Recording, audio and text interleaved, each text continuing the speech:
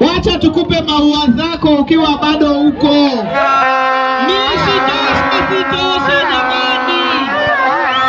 Huyu ni msichana wa baba.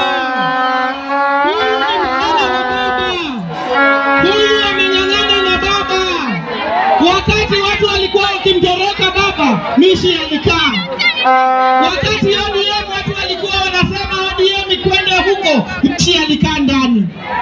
Wakati baba alidharauliwa na hakuna mtu alikuwa anamuongelelea, Mishi alimuongelelea. Na sisi kama watoto wa baba, ambayo baba sasa ametuacha, hatuwezi muacha Mishi hata siku moja.